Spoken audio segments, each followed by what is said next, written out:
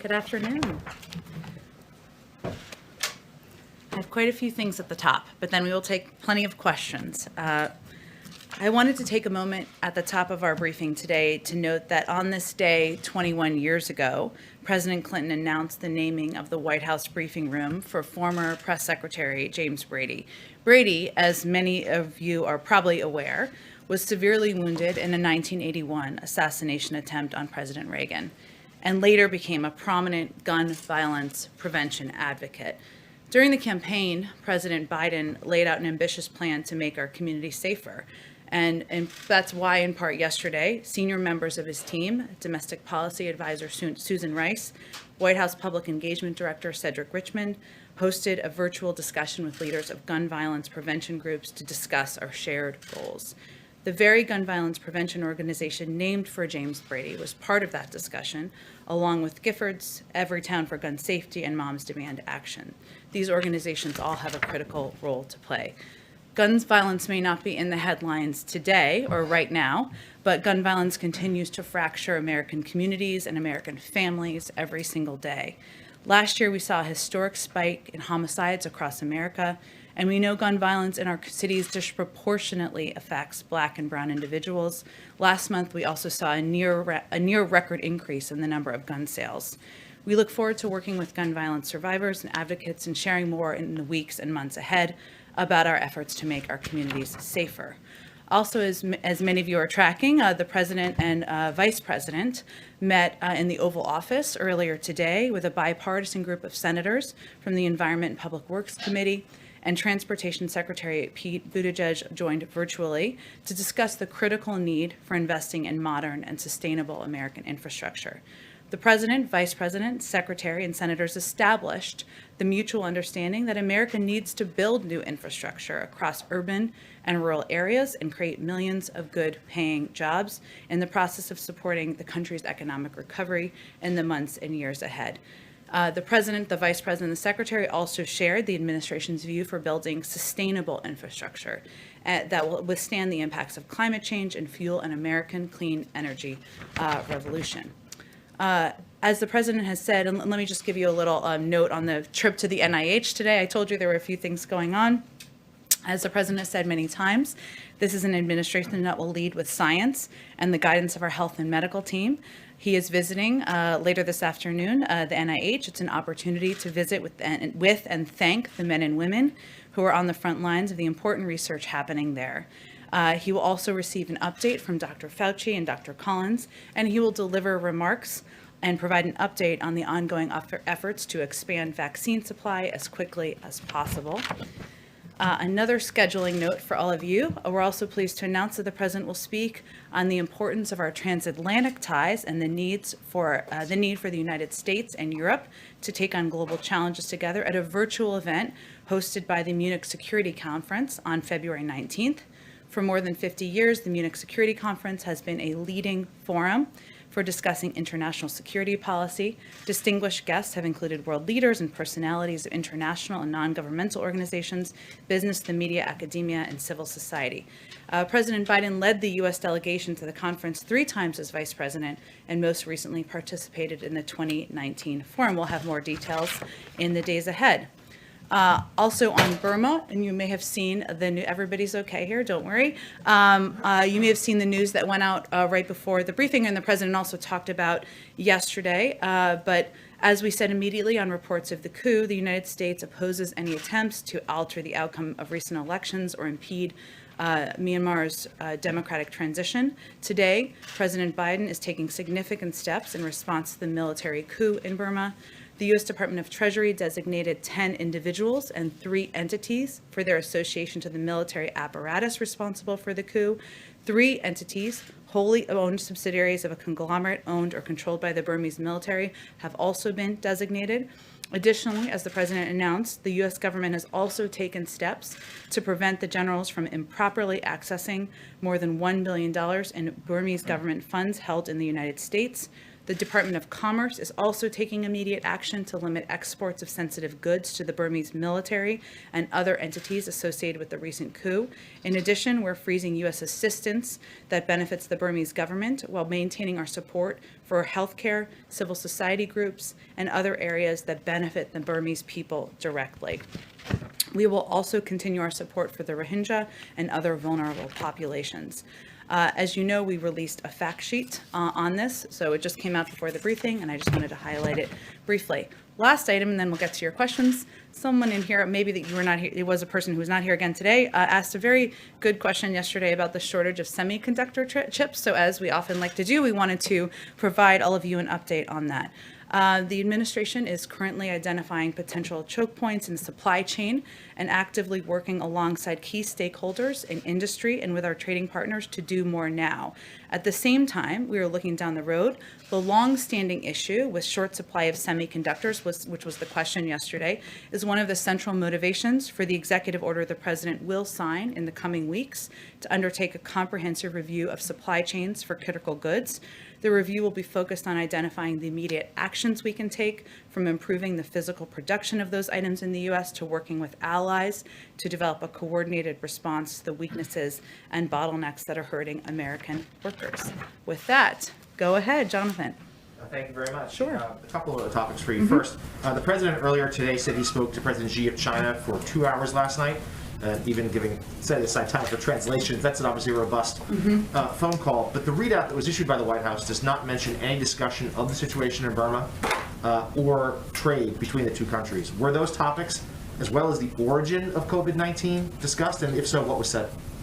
Well, it was a lengthy call, as you noted, and as the president noted this morning, and as modern-day historians can certainly confirm that there are few presidents who came into this job with more of a history on engaging with Chinese leadership.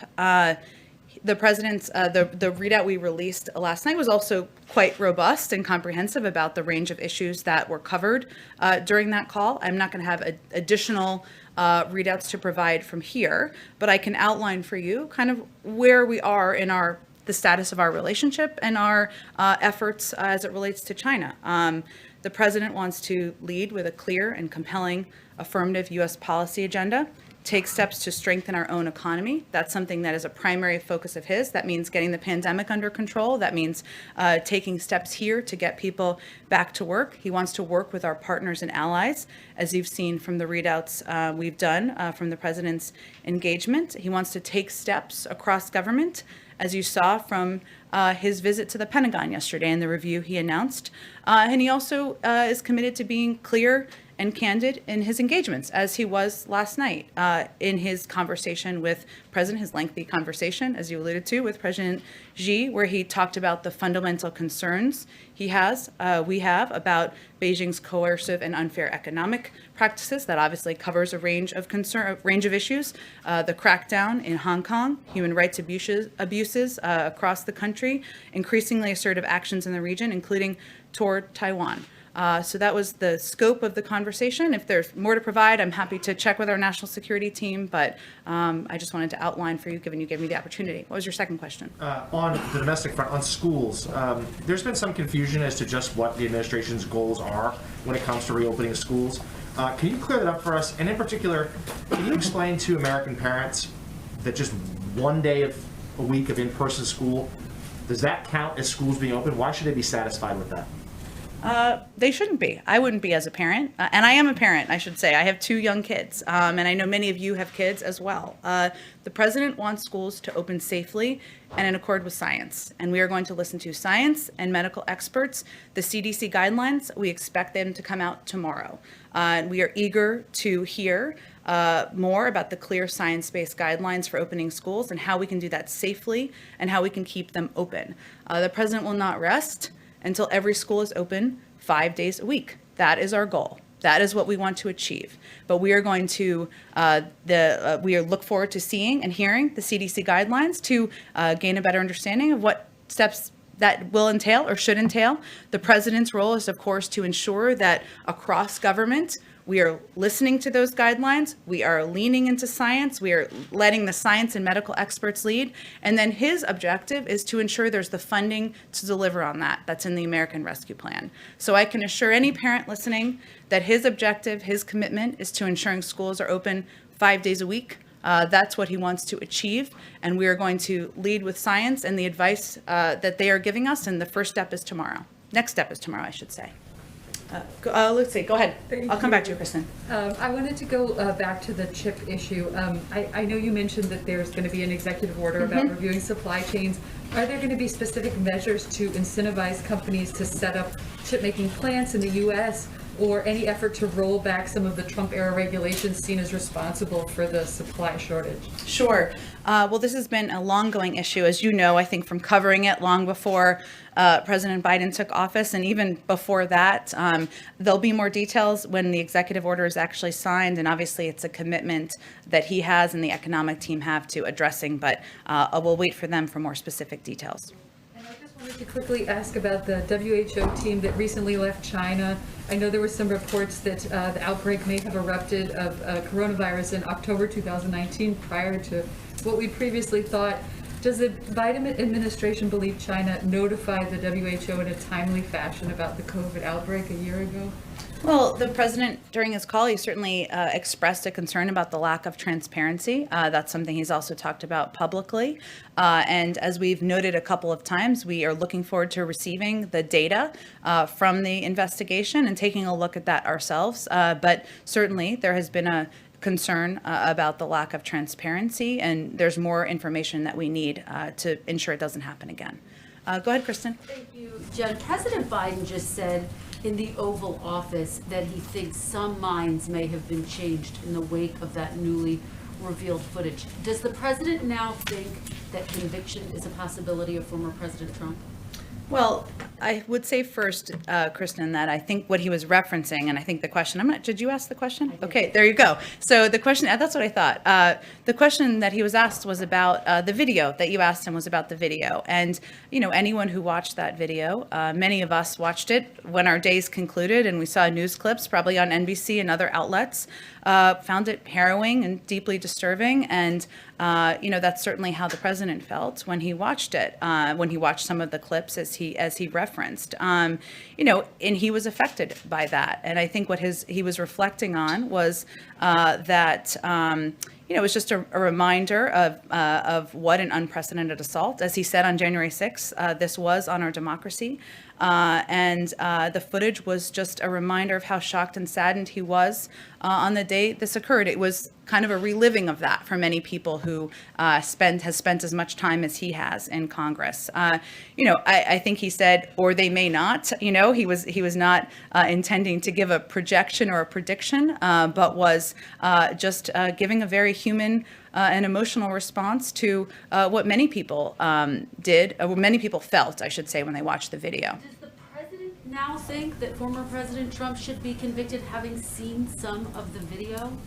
Well, Kristen, you know, the president made clear, as he did again this morning when you asked him the question, about the fact that he felt that what happened was an assault on our democracy, that he was shocked and saddened. And again, watching that footage was a reminder of that. But he also knows there's a role for Congress to play, and a role for him to play. And his role in this process is to be president of the United States and to govern for all of the American people. Jim, I know he wants to keep the focus on his agenda, but does the president have an obligation to weigh in, given that the whole country is watching what's happening on Capitol Hill?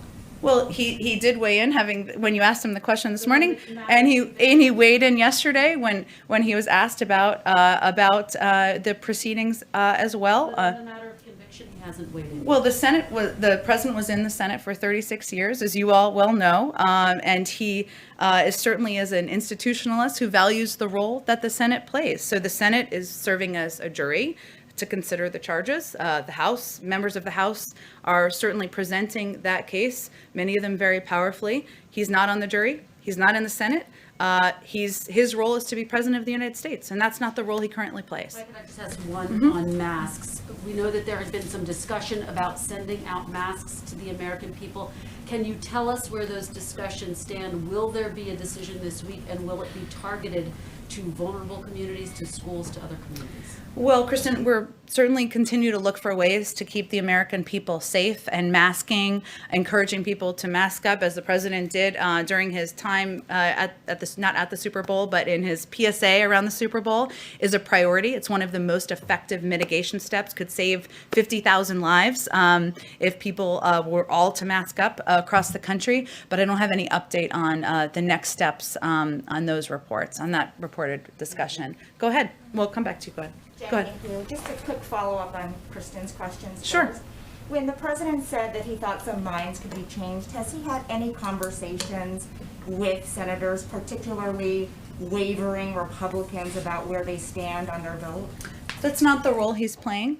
He certainly has had a number of discussions with Democrats and Republicans about the issues he feels it is his responsibility to focus on, which is the American Rescue Plan, putting people back to work, getting the pandemic under control, making sure American families don't have to worry about putting food on the table. That's what he feels his role is. But I think, as I was saying in response to Kristen, it was hard not to watch that video. I think it was for all of us, and not have an emotional reaction. The president has great value and respect for the institution of Congress, for the men and women serving there, not just the elected officials, but the staff. And I think that was what he was reflecting in his comments. And on China, what did the president mean when he said they're going to eat our lunch?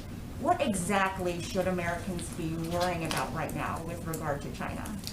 Well, I think it was a reflection on the fact that the president is clear-eyed about the challenge that we're facing, and that's the strategic competition with China, and that in order to get on our best footing in that competition, we need to take steps here at home, including making our own workforce more competitive, ensuring we are taking steps to protect our own technology, ensuring that we are working with our partners and allies to do that. And so it's a reflection of our strategy, which is that we are going to get our house in order to come into that competition from a stronger footing, the strongest footing possible, I should say. He outlined his strategy to compete with China, including the trade policy that John was asking about. Will he retain at least some of the Trump administration's trade policy? Well, he is, of course, there's a review of our tariffs and I think trade policies in place that is ongoing from the national security team. But our strategy has played out over the last several weeks, which includes ensuring that we are strengthening our own approach at home, as we've been talking about, strengthening our economy, strengthening our workforce. That is how we can compete from a position of strength, working with our partners and allies, and in all of the conversations with Europeans, with allies in the region, China, and the relationship with China has been a pivotal part of those conversations. So that's also part of our strategy. And then also you saw some of it play out yesterday in the review he announced at the Pentagon. So it is currently playing out, but we are not in a rush. And we are 3 weeks in, and our team is taking a very strategic approach to our relationship. Go ahead. Thanks. Oh, I'm sorry. I said I'd go to you first. I'll go to you next. Go ahead. Okay, thanks. I just wanted to ask you about 3 topics. First being the Federal Reserve. Has President Biden spoken yet to Jay Powell, and how does he think the Federal Reserve Chair is doing his job? I don't have any calls to read out. I'm happy to take the question and see if there's any updates on it. Okay, thanks. And then second is, I want to follow up on the semiconductor issue. Mm-hmm. Given the urgency of this situation, why did the White House decide to conduct this review, which could take months, rather than taking more immediate action? Can you explain the thinking there and why you decided to go with this longer path? Well, I said he's going to sign an executive order soon, so he certainly is taking, we're only 3 weeks in, he's taking pretty quick action. But as is true with many policies, we want to take a comprehensive look at the most effective steps that we can take as an administration across agencies that will have a role to play to address what has been a longstanding challenge, which is the shortage. So that's what it's a reflection of. Some of the CEOs of semiconductor companies have asked for tax credits and other kind of stimulus-like items to be included in the Build Back Better plan. Can you tell us if those items are going to be included in that plan? Well, I'm sure, I mean, the president met with CEOs earlier this week. I'm not sure, none of them, I guess, were from that industry, but he will continue to consult with business leaders, as will senior members of our administration about certainly their ideas of what they'd like to see in that agenda. Part of the meeting today on infrastructure was a discussion about ideas and pieces that could be put forward in a Build Back Better agenda. So those discussions and engagements are ongoing. And then lastly, I want to ask you about foreign leader calls. One remaining ones is the Israeli Prime Minister Benjamin Netanyahu. His UN ambassador posted a tweet yesterday that expressed some frustration that the call hasn't happened already. So can you tell us from the White House perspective, why hasn't that call happened and when you expect it will happen? The president looks forward to speaking with Prime Minister Netanyahu. He's obviously somebody that he has a long standing relationship with, and obviously there's a important relationship that the United States has with Israel on the security front and as a key partner in the region, but he'll be talking with him soon. I don't have a specific date or time for you on that call yet. Go ahead. Yeah, I do want to go back to the allegations on Capitol Hill against former President Trump. I hear you, the president doesn't want to, that it's not his role to vote in this trial. So setting aside the vote, the House managers laid out this big case. They said that those rioters were there on January 6th in the name of Trump. So is there any doubt in your mind or in the mind of the White House that Donald Trump is singularly responsible for the events that occurred on January 6th, as the managers alleged? Well, I would go back to what the President of the United States said the day of the assault on the Capitol on January 6th, what he said on January 13th when the House voted, when he called it an unprecedented assault on our democracy, when he has expressed concerns many times, repeatedly, even long before January 6th, about President Trump's role in sparking hate, sparking anger, sparking violence in our country. He has certainly not been silent on that issue, and will continue to be outspoken about the need to take steps to address across the country the spreading of hate and hate speech as he sees fit. But what I'm referencing is what his role is in an ongoing Senate trial. He's not a member of the jury. He is watching. He was impacted by the video, as we all were, of course. And he will speak out as he sees fit in the future. But when you talk about the future and those next steps, will the impact and the final result in the trial, the vote of this trial, change how he approaches combating extremists going forward, working to build trust and build bridges? Clearly that vote will change some of his next steps when he tries to bring Americans together. Well, I don't think he's waiting for that vote to take action. And the president has asked his team to do a review of domestic violent extremism in the country. That's a review that was announced the first week he took office. And he certainly has been outspoken about the role of hate speech on social media platforms. He's been outspoken about that for certainly some time. And again, he was impacted by the video as a human being, and he is confident in the role that the impeachment managers and others will play, and he will focus on his job, and he expects they will focus on doing theirs. Thanks for watching, and if you haven't already, please consider subscribing to our channel. And while you're at it, please leave us a comment. Thank you for watching.